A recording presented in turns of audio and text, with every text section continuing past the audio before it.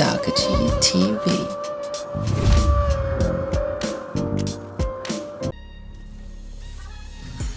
So today I am transforming this side of my house that leads to my backyard. Now in my series Transforming My Backyard, this is what I have done so far. I have the playlist down below if you guys want to check that out. I do want to add more things back here because I have plenty of space, maybe like a grill or something, but for now I'm just going to focus on this little pathway along here. Now my neighbor on the side has a cement or walkway, and I am not a stranger to cement, but there's like these wires and cables that lead on the side of my house, and I don't know when I'll ever need access to the ground underneath, so I decided to scrap the idea of putting cement and go ahead and put pavers. I got these pavers from Home Depot. I also have some mulch. I'm going with red this time. I have some trim, and then I have some weed barrier, and then I have cardboard that I've been saving up. I also went ahead and went to Walmart and got me a box cutter because I thought I had one, and apparently I did not. I'm just showing off my chair. I just got through putting it together. And I actually really like it. No, this is not sponsored. I just wanted to show off the chair that I just spent the last hour and a half putting together. It's actually really nice. I mean, it's slightly firmer than I would like it to be, so I might go ahead and get me a chair cushion. But yeah, back to the project. So I want each of these cardboard pieces to be at least like 3 feet wide because I want this walkway to be at least 3 feet wide. So I've been like cutting up cardboard to kind of fit that pathway. Yeah, so now I'm just gathering all the pieces together. Now it's time to lay it out. Now you might be wondering, like, why use cardboard if you have a weed barrier? That's because, yeah, the weed barrier helps, but some of those weeds are like extremely like tough. They're kind of like ingrown hairs. Like they're gonna want, if they want to bust through, they're gonna bust through. So the cardboard is just like an additional layer of protection against weeds growing through, my weed barrier.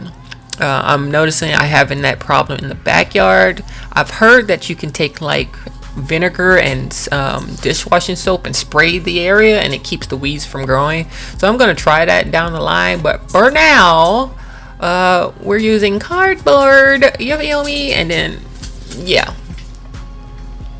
Now I noticed, like, when I open this door, like, definitely I won't be able to put it all the way straight to the door. Like, I could cut the door, make it higher up, that way my walkway can pass underneath it, but I'm not doing that. So I just decided I'm going to stunt the pathway just before the door opens. So here I'm just trying to make sure everything is lined up and good. I want to remove as much tape off these boxes as possible because I know tape doesn't decompose. Not that I expect that these boxes would decompose anytime soon, but let's remove as much as tape as possible.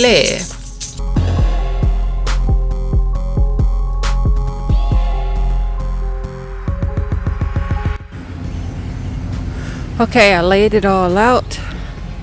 Going down. I think I'm gonna have this kind of like curve, but for the most part it's fine. I did have to put something down because the wind kept blowing it. But let's get started.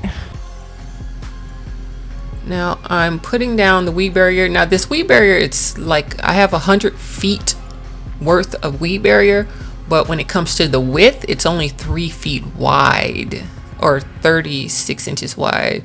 So yeah, it's cool. I'll make it work. I'm going ahead and cut this back end off and bring it to the front because I do have another project after this, so I want to keep as much weed barrier as I possibly can. And now it's time for the pavers.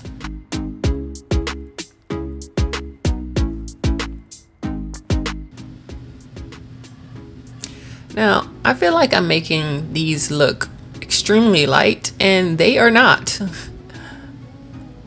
Now you see right here, the curve right here, I want to, you know, trim that off. I want the door to be able to open freely and as easily as possible.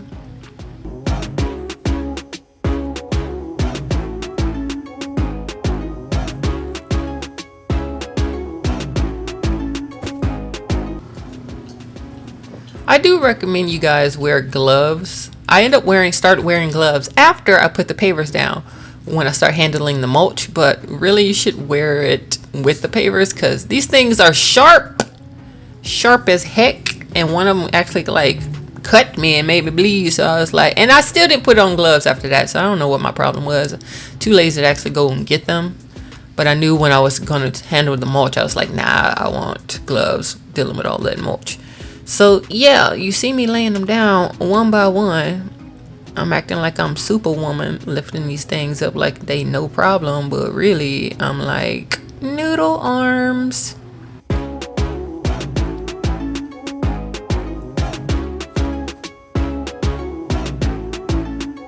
Now I calculated the number of stones I needed based on what my spacing in between. I wanted 6 inches of spacing in between.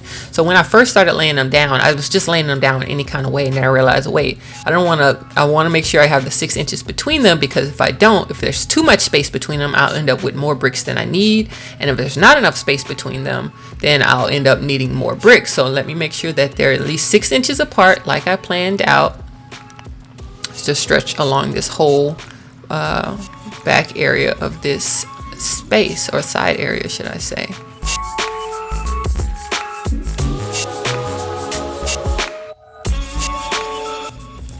Now that I laid them all out, I'm moving on to the trim. Now these little nails or spikes that come with the trim are extremely long. And again, I don't know what's under the ground right in this area, because there's a lot of wires. It could be pipes or whatever. Not that I think these could penetrate the pipes. I mean, they're plastic spikes, but they're still long and kind of hard to get in there. So what I do is I start the nail. I start puncturing the nail through, and then I would take my bolt cutters. You probably could use wire cutters too, but I would take my bolt cutters because it was just easier and smoother, and I would snip the spikes in half and then nail them all the way down. And yeah, as you can see, I have the trim going along the pathway and it's coming together. So now it's time for the mulch. As you can see on the front of my crib, I've chosen to do red mulch.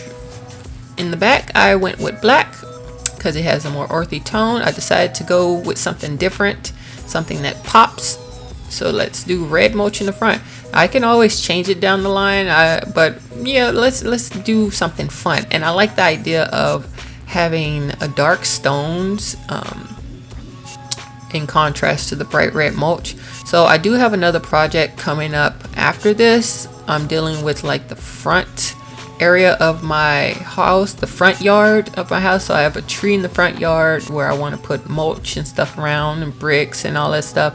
Currently there are like red bricks there, and I'm thinking about I might go ahead and spray paint them and all that stuff, and I'll talk about that in the next video when I'm actually doing it. But as you see right here, I'm putting down all this merch. Do I have my gloves on? I better have my gloves on. I know I have my gloves. Yeah, I have my gloves. Because after I was done with this mulch, my gloves were stained. Was not expecting that. But yeah, they were stained a tinted red, surprisingly. What I don't like about this mulch is that it's on the bag. It has a 12-month guaranteed color resistant fade from, like the sun and stuff.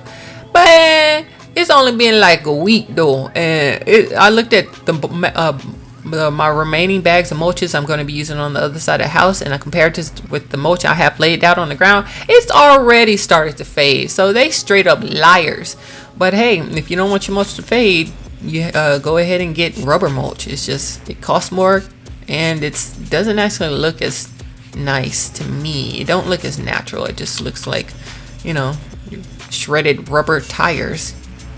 But hey, the color is still there if you want that. But yeah, I'm going to finish laying this out, and I will be showing you guys the finished product pretty soon. The before and after is about to be coming up. Yeah, so just wait a little bit longer. See this little water thing right here? That's another reason why I didn't want to put cement, because that's some kind of like water pipe access point or whatever. So yeah, it's best not to, you know, do too much over here in this area. I do need to cut off the side trim, but here's the before and here's the after.